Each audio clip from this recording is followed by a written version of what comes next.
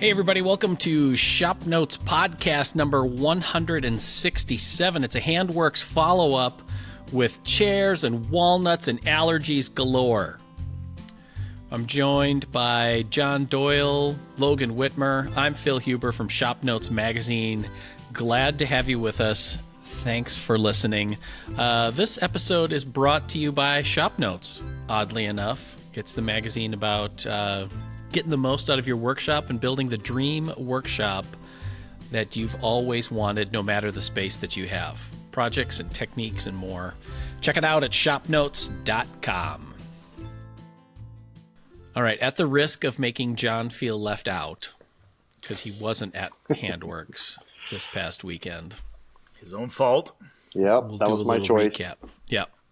I asked about it, so I'm interested. How it went. Yeah. Now, it was a 2-day event, Friday and Saturday. Logan went Friday. I went Saturday. How would you, because you were at the last one, Logan, right, in 2017? Yeah. Yep, I was. How would you compare them? Well, because I can't even remember what I did last week. My recollection was that it was hotter, much hotter. The last one was rainy, wasn't it? Or like... Yes, because the last one I went to was really rainy and cold. It was in the spring, I think. Yeah. It was, because was looking back at pictures and I was wearing a jacket. Yep. More people. Okay. Boatloads of people. I will take the cold and rain over the hot, sweaty. Well, I don't know. It wasn't that bad. I guess Friday wasn't near as bad as Saturday was. Like, it was still hot. But I'm thinking, I was asked, and a few people that listen to the podcast I know stopped to talk to me at the Leather by Dragonfly booth, representing my apron right now, just because I happened to be doing photos before we did this. I was afraid that putting a leather apron on outside in 85-degree weather, 90-degree weather is not fun. It was not bad at all, especially under the circus tent. So yeah, I think it just depends on what you're wearing underneath of it. Yeah. I mean, yes, I had plenty of airflow. Yeah, Let's just leave it at that. I was there Saturday, which was warmer than Friday. Yep. And I was honestly surprised on how much cooler it was in the circus tent compared to the barn, the main barn. Yeah. Well, the barn's like closed walls, 2 big doors. I mean, it's an old barn, so there's ventilation. Yeah. Kind of, but yeah. It feels like if there would have been a door on the opposite side, because the 2 barn doors were on one side. If they would have had another door on the opposite side to get some flow through, that would have been a much, much better situation. It would have been, yes. I agree with that. So. And how was the traffic on Saturday on Interstate 80? It was... I very wisely scheduled it to coincide with all the people driving from Des Moines to Iowa City for the football game, as well as by the time we got done with it was about the time that the game ended and people were driving back. So all right, that works. So you made sure that you were with the flow. I was, yeah. Yep. Good. Yeah. Because you just put your car in neutral and let the entire thing push you. Right. Yeah, I just kind of... It's like a train. Yeah, I just drafted different people. That's awesome. So Saturday wasn't, I mean, honestly, I will say parking was not near as big a deal as I thought it was going to be. I wisely took a mommy Uber. So I parked at my parents' house and stayed there actually Thursday night. And I was like, Mom, can I convince you to drop me off in the Manna Colonies? And she did. Very graciously. She dropped us off and picked us back up. So we didn't have to worry about parking, but it seemed like there was plenty of parking. You'd have to walk a couple blocks maybe, but it wasn't that bad. Yeah, when we got there, it wasn't bad either. There were a couple of fields just very close by that had parking, and then there was a lot of on-street parking. Yeah. Like if you're looking for large lots to park in, then no. But I don't think. I mean, it wasn't like the state fair trying to find parking around there. So I I can just picture your mom dropping you off with some orange slices and a granola bar at the curb, and like, pick you up later. I'm at the age where she's dropping me off with like gin and tonics and sushi, though. So you're like, way I'm a more grown fun. man. Yeah, I'm a grown man. Thanks, Mom. He still did have an envelope like safety pinned to his chest with his lunch money in it, though. She made sure my name was written inside my apron. Yeah. So no, Saturday there were quite a few people there, especially early on. I think it started to thin out in the afternoon, but it was really nice that way.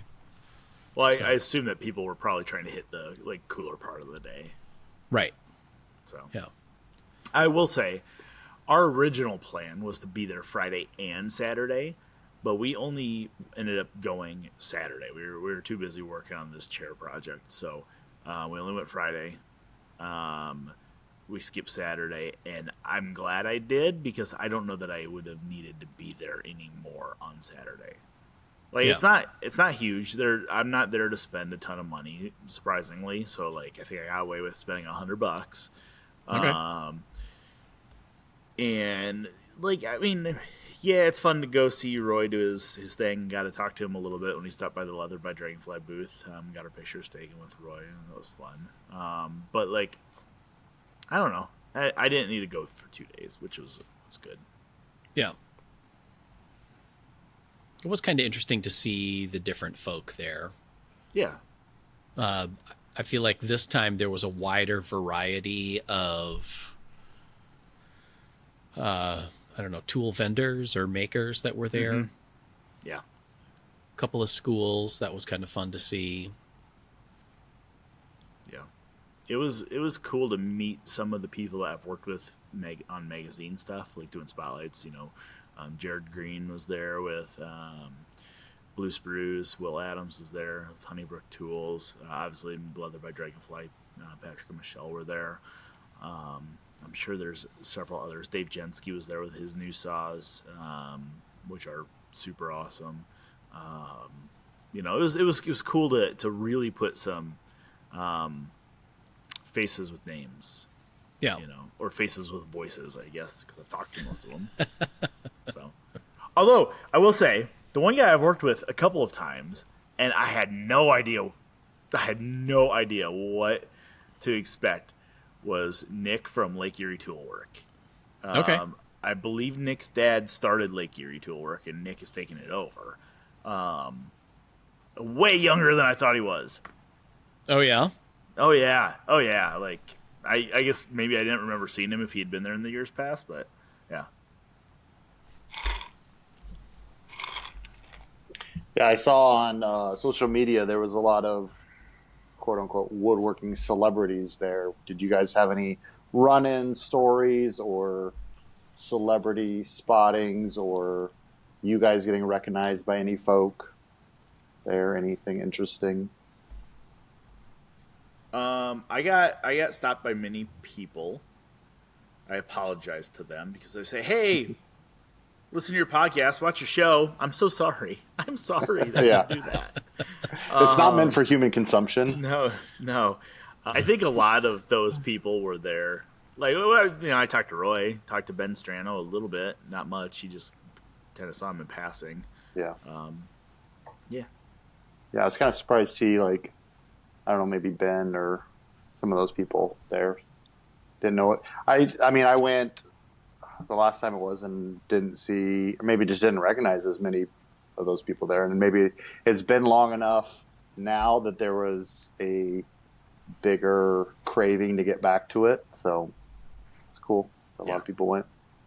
Yeah, there was definitely, I think, pent-up demand. It was kind of interesting. At one point, I was sitting outside the main barn, and like right next to me was Ron Hawk from Hawk Tools, and he was chatting with Ron Breeze from Breeze Hand Planes. He makes like custom infill planes and whatnot, and it was just kind of funny to see some of those guys together.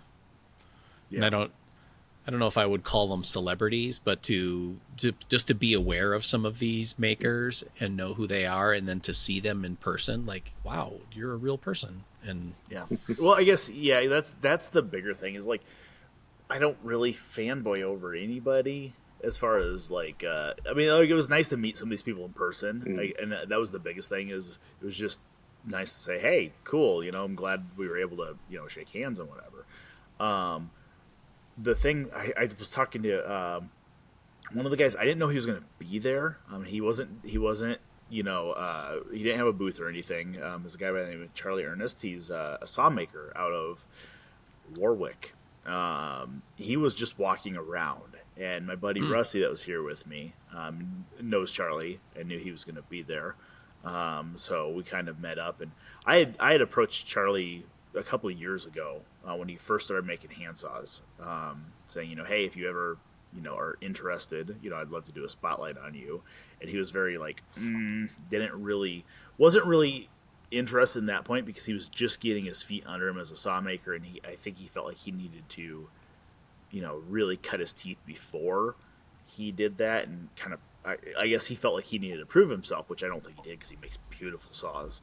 And I said, no, here's the deal. When I was talking to him at Handworks, it's like the thing that I like to do with these, bespoke tool makers is kind of just really shine a light on the community, because that's what it is. It's the woodworking and hand tool community that is the point of the bespoke maker articles I've been doing. He's like, oh, okay, so maybe I'll be doing something on him soon. But yeah, that was the biggest thing, is everyone there's just a sense of community, except for the pickpocket that was running around. Ooh.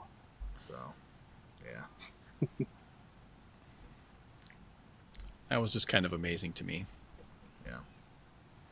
But what do you do? Yep. So. All right. So what did you end up with for a haul?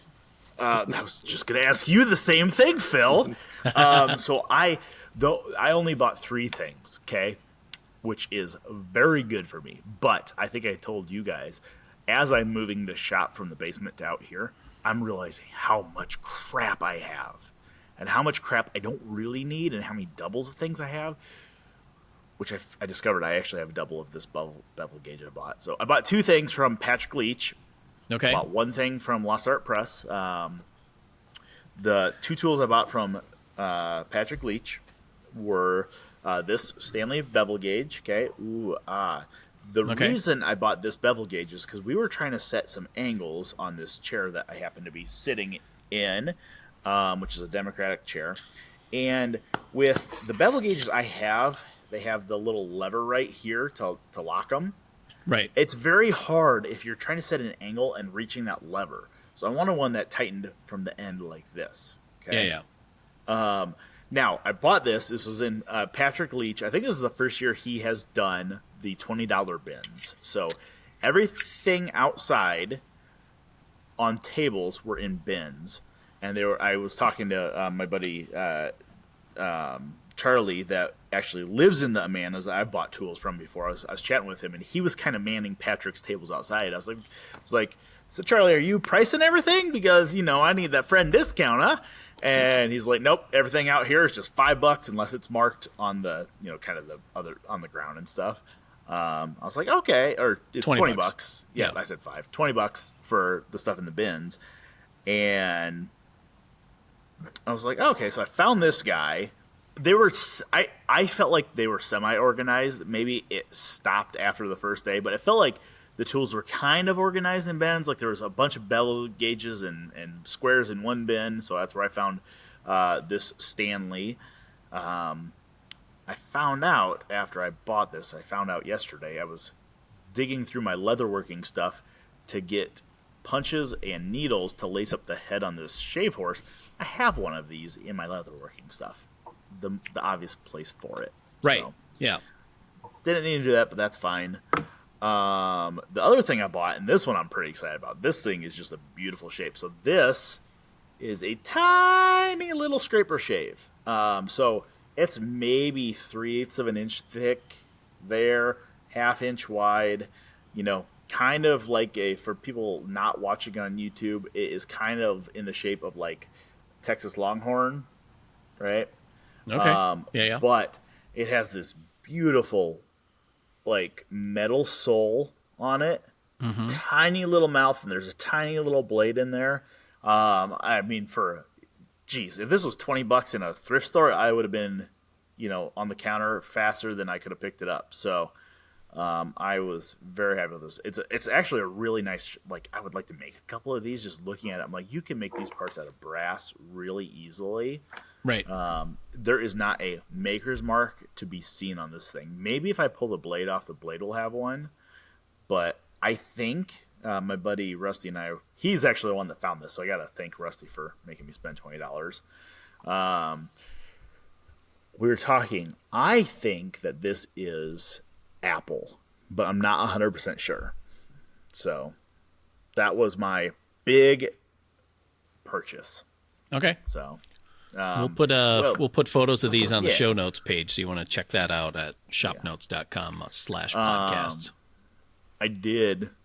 I say that was my big purchase. The book I bought from Lost Art Press was more. I bought a copy of Don Williams' Virtuoso, the Studley tool chest book. That's one that I've always wanted and never got it. I wasn't thinking. I should have walked over to Don and had him sign it when I was there. Oh, I didn't, he though. was I don't really 20 feet away. Yeah, I know. I don't, and I talked to Don for a bit, and it's fine. Yeah. So, yeah. Okay. What did you buy, Phil? Because I know you got a couple things. I did. One thing that I have been looking for a while, we have one on the video studio set, is a little cross-peen hammer, depending on what you're calling it, Warrington pattern or whatever. So the head is about 4 inches long. I should weigh it. It would be interesting to see what this weighs. I don't know. It's like about 3/4 inch diameter for the head. And I feel like the handle is pretty nicely shaped. And that was in one of the $20 bins as well. And I just had been on the lookout for it, and then to find it in the discount bins was really nice. So then I did get a new tool by there's a blacksmith there, Jason Lonin, and I was there to look at his adzes because I've kind of wanted to have an adze for some of the sculpted bowls that I've been interested in doing. But it was more to look at the adzes and get a feel for their size and whatnot. But then I got distracted by, he had a little table with these short little gouges. So it's got a pretty big, belly or sweep on it. And just a small hardwood handle. This feels kind of like walnut. Looks like walnut to me, maybe. And I had been looking for a spoon gouge from File, Swiss made, of a particular size, and they've been back ordered online for like a year or more. And this gouge would work in all the same places as that spoon gouge. It's basically a spoon gouge, but just with a short handle. Palm spoon. Yeah, palm spoon gouge. And I was trying it out on the test piece that he had there, and I was delighted on how well it worked and the kind of control that I had with it. So I decided I don't have too many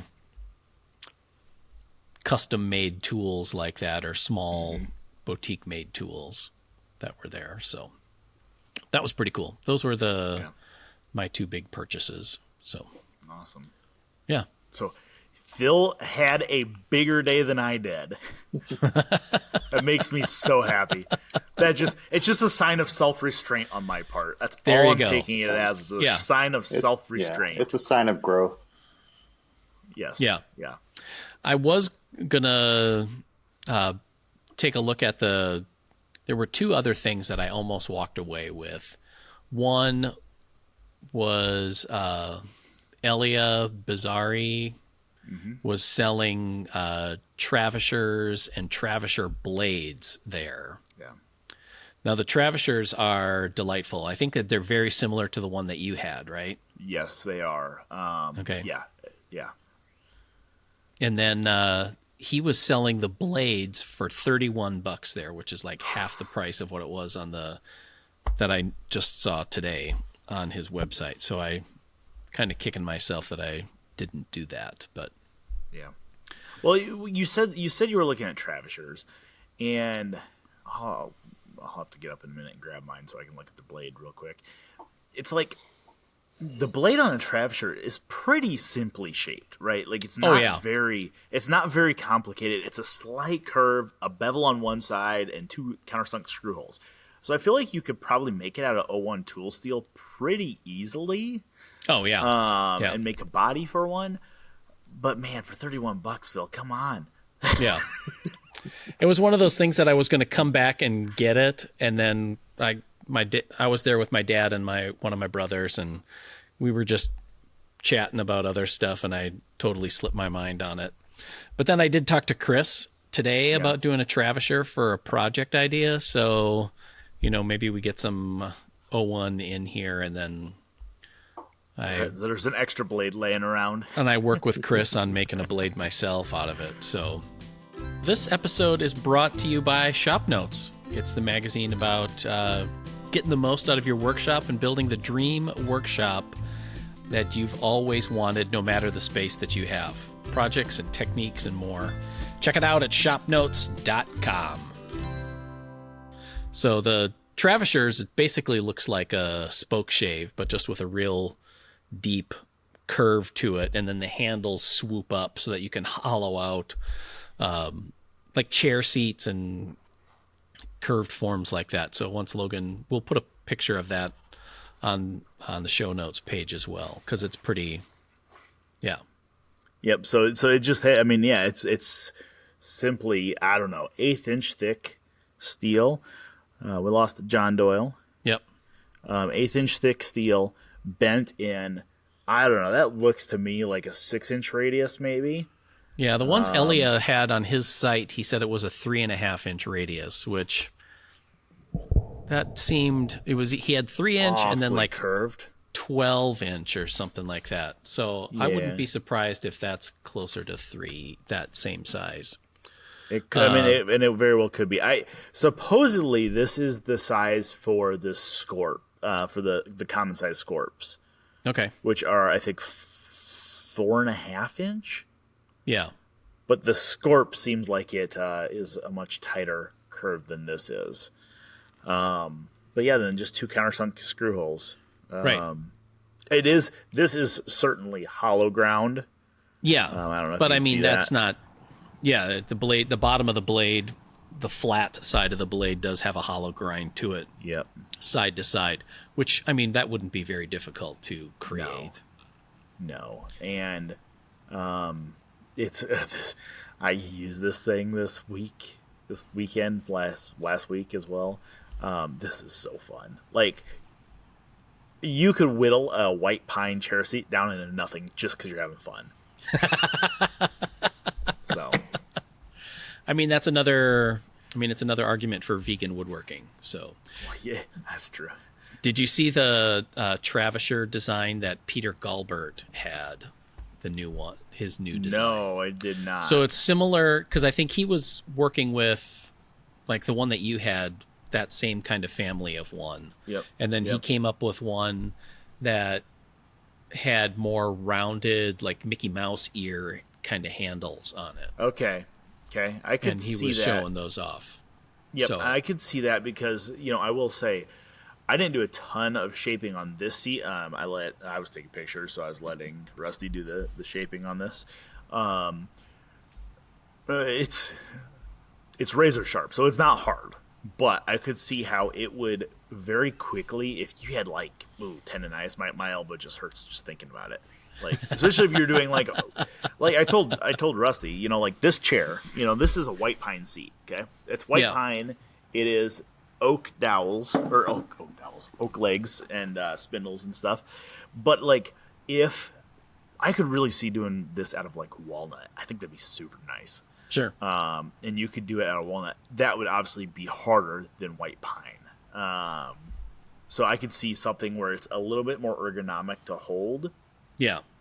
Would be really nice. Yeah.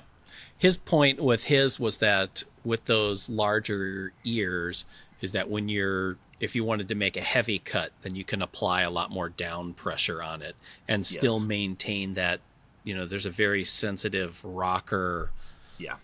positioning on it. So Yeah. Yeah. I actually, when I ordered mine, my Travisher is from Bar Tools, Bar Corton. And when I sent the email, Jesse emailed me back and said, "Hey, just so you know, this is out a week or so." And so that's fine. I was like, honestly, if you want, just send it without the handles, because I'll turn some nice fancy ones, because I think they sell them with like lacquered red handles. They're fine. But there's not. I don't like my tools to be fancy, so I was gonna turn some curly maple handles for them. But yeah, that's there certainly is an angle where it's like you're making the right cut. The other thing that's a little awkward with the handles like this is if you're trying to do like a shear cut where the blade's skewed and you're pulling it at you, it feels really weird. right. Whereas if it was more, like knobs or a handlebar style, that would be a little bit easier, I think. Okay. So, yeah. Yeah. So then I wanted to get Nancy Hiller's Kitchen Think book, and I just the line over at Lost Art Press was ridiculous, so I kind of passed it up because there wasn't anything specific about getting it there in person that would have. Correct.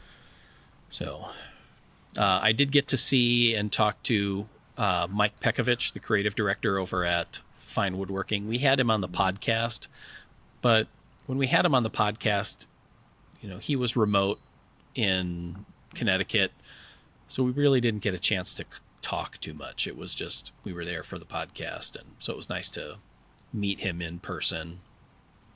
I did have one of his books that I had him sign, so that was my fanboy moment there.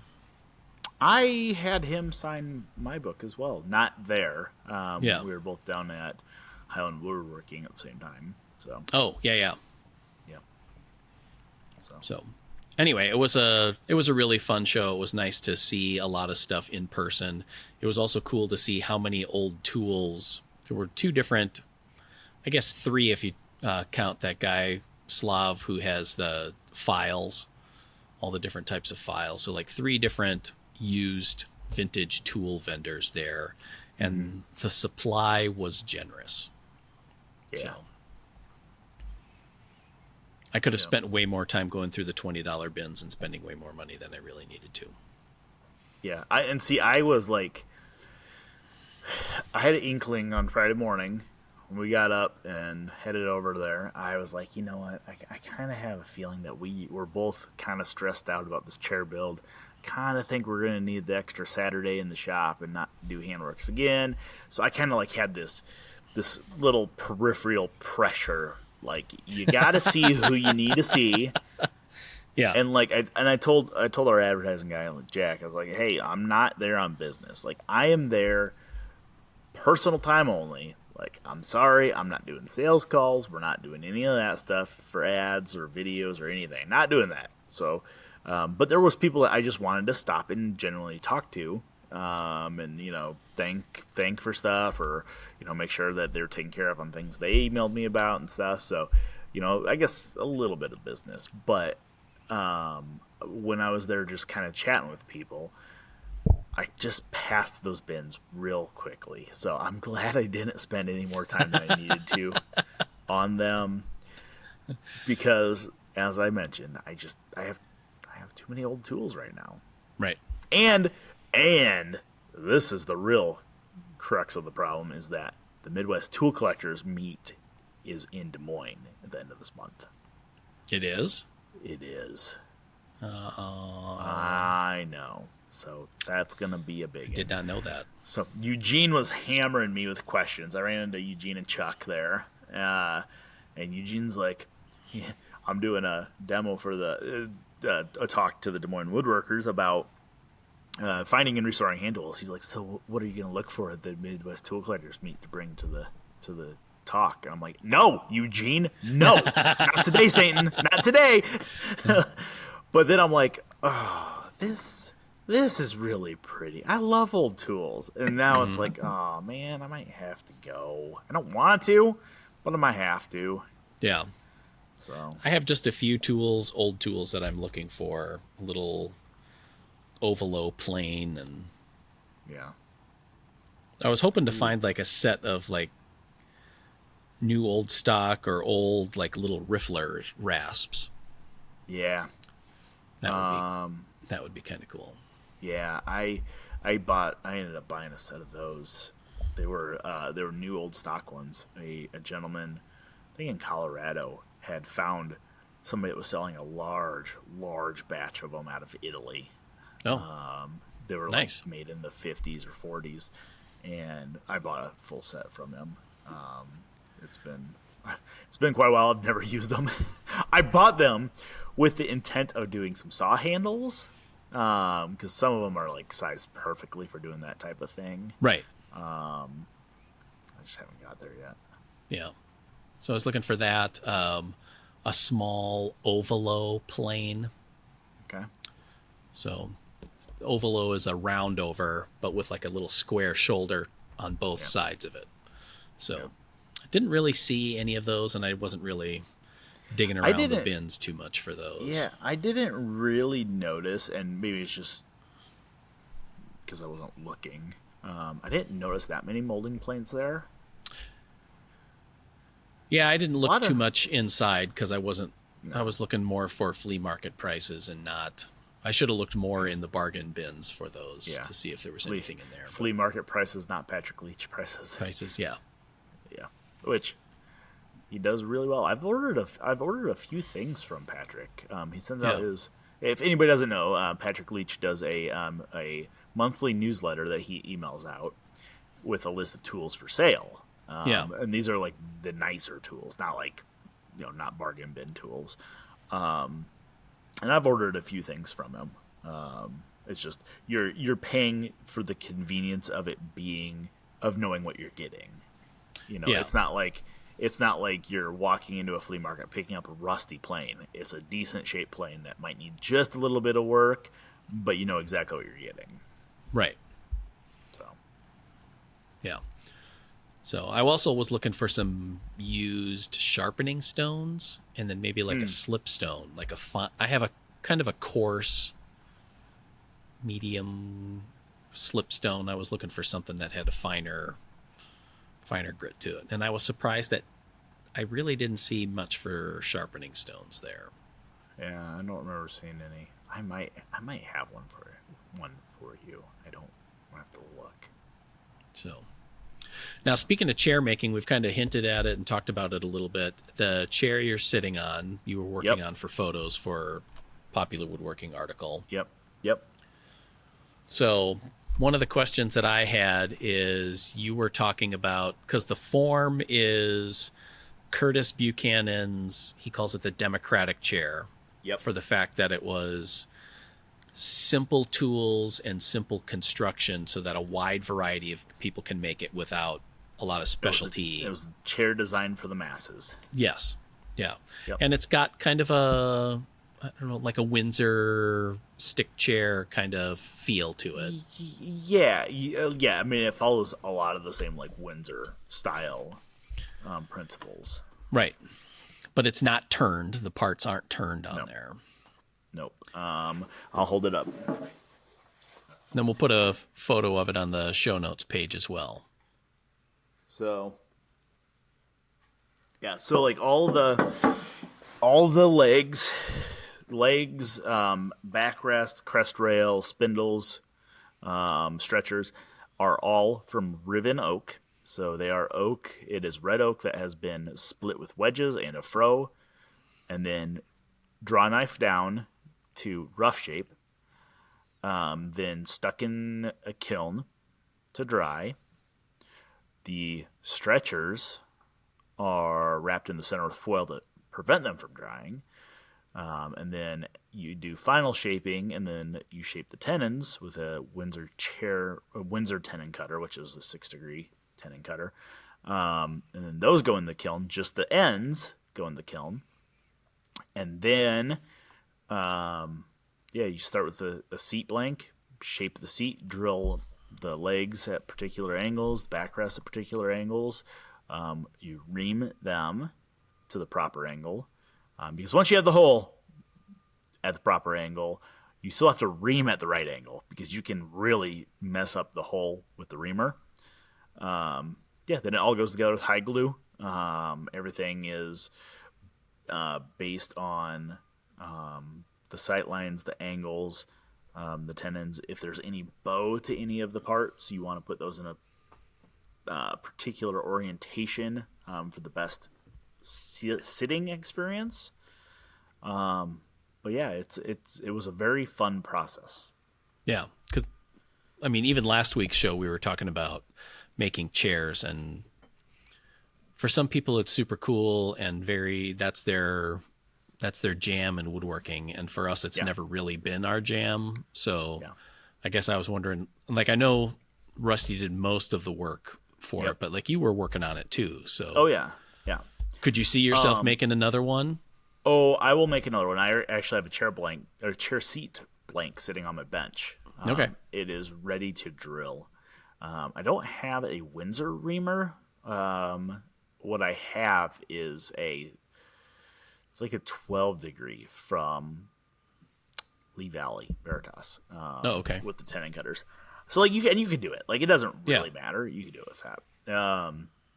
Yes, I will make more of these because in my opinion, these are I'm sitting in it right now. Like it's so comfortable. I'll have to bring it in so you can sit in it because it is still a Windsor style chair. It still has spindles on the back, so it's not a soft, squishy chair, but that's not what it's meant to be. Like this is just a good, nice sitting chair. It's strong enough where I can, do the American thing and rock back in a chair. Yeah. On two legs, without an issue.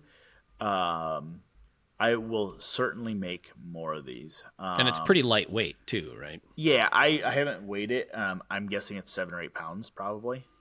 Now, if you made it out of walnut, it'd be a little bit heavier, probably. What I don't think I would do, in my opinion, the most time-consuming part of this process, and the one that I enjoyed the least, is the riving of the blanks and draw knifing everything to size. Okay. I don't enjoy that. So I would maybe rive everything, or maybe I'd just cut blanks out of a board, and then I would rough turn them. I'd turn them on the lathe, and then you can facet it with a spoke shave. Okay. If you want it faceted. A Windsor would not be faceted. A Windsor would have nice big bulbs on it and stuff. And maybe that's where I probably should go, is more of a Windsor style. Okay. But yeah, I will certainly make more. My next process for this chair that I'm sitting on is going to be to paint it. I bought some powdered milk paint, so that's an entire process on itself. And Curtis Buchanan, Mike Dunbar, a lot of guys have videos on the painting process. I didn't know traditional Windsor chairs were painted green because it was wow, that was a big walnut. Did you hear it? Yeah. Oh yeah, that was a big walnut that hit the roof. The milk paint that would have been used was actually made out of oxidized copper. So it had that was the pigment. hue. Okay. Yeah, which is fascinating. I only know this because I watched a Mike Dunbar video on the painting process. But yeah, I'll certainly make more. They're super comfortable. It's really fun to assemble everything with hide glue and then bring it in the house, because then the dogs are occupied for the next 5 hours licking all the squeeze out off. It was awesome. Like, they're not worried about the chair. They're not chewing on the chair, but they're just sitting there licking squeeze out. It was great. Perfect. Yep. Because the style of the legs is almost like, for ones that are turned, a lot of times it's almost like the bamboo turning, right? Yes, kind of. Yes, Where they have bulbs on them. Yeah, and it kind of mimics the nodes that you'd see on bamboo or something. Yeah, and all of these have the nodes on them. Right. So yeah, it's definitely like that node style. It's funny, we were actually Rusty's like, here, you need to watch this. As I'm working, watch this video. And it was this video series that he had bought with, it was Curtis Buchanan and Elia Bazari building this chair. So it was one of those, like, Curtis is kind of walking Elia through doing it. They must have done it during COVID because they were on Zoom and stuff. But that was pretty cool. It's fun. I actually just was on the phone with Elia before we started this podcast. But it's a very cool process, and I could see how people would really get into chair making. Right. The guys that make chairs, guys and gals, ladies that make chairs, everybody that makes chairs, I'm interested to know who their clientele is. Right. Because knowing how much goes even into this democratic chair, which I would say is probably not as high style and doesn't take as much time as a traditional Windsor, there's a lot of time in it. Like, oh yeah, 2 of us worked on this pretty much nonstop for 4 days. Like, what price would you have to put on that to sell it? Like, I'm not putting a price on this. Like, I'm going to hold on to this thing for a long time. Actually, I meant to have Rusty sign it before he left. But you know what I mean? Like, it's one of those things. Oh, yeah. It's like, who keeps Curtis Buchanan or Greg Pennington or, Mike Dunbar? Who keeps those guys employed? Because somebody is. Or if it might be their teaching that's doing that. But, just one of those things it's kind of interesting. Yeah. So. No, that's kind of what I've wondered too, especially to see, the amount of handwork and detail, especially if you're going to do, the painted ones are painted not to cover up flaws or poor workmanship, but if you're doing that same chair out of walnut, like you want to do, mm-hmm. It's just more material cost and a much tighter focus on having it look good. Yeah. Oh yeah. You're going to spend a lot more time making sure there's no tear out because like this pine seat, there's a couple pieces of tear out where we drilled holes and it's like, oh, those get filled. Yeah. And, but watching a Mike Dunbar video, he's like, yeah, just fill it. He's like, it's getting painted, man. Just fill it. So I'm like, okay, that makes sense. But you can't do that with walnut. Although I would argue that walnut's probably going to cut a little cleaner than pine. It might not want to tear as bad. Maybe, yeah. So I don't know. Okay. Yeah, cool. It was super fun. Using this Travisher was the best part. Like, it's like you're just getting these wispy shavings that as you're taking them, they're just floating away in the air, through the sunlight raking in the window. It was lovely. It was great. Yeah. So. I'd like to try, and this was something going back to connect everything to Handworks here, is HNT Gordon planes were there through their Heartwood Tools distributor, and they had their line of planes, and they had I don't even know what they call it, a radius plane, I think is what they call it, for doing seats. So it's got a radius front to back and side to side. Yes. And I thought it was just an adorable little plane. It almost looks like a compass scrub plane. Right. You know what I mean? With like that blade style and stuff. And some of those, like those would work really well, I think, to like get a nice smooth seat. Where some of like the Democratic chair, I don't think is designed to have a smooth seat. It's meant to have tool marks. Like, and when you paint it, those are the parts that wear, and it kind of has that gives that rustic faceted look. Yeah. No, I get that. But if you're doing like a nice Windsor seat where you want everything nice and smooth and stuff, that would work really well probably. Yeah. So anyway, it was just another one of those things where it's like, I would like to try that just to see what it's like. There was a video on YouTube that I saw not that long ago. I'm trying to think. It was a Japanese guy who was making, I think, wood spoons. And he did it all with Japanese hand tools.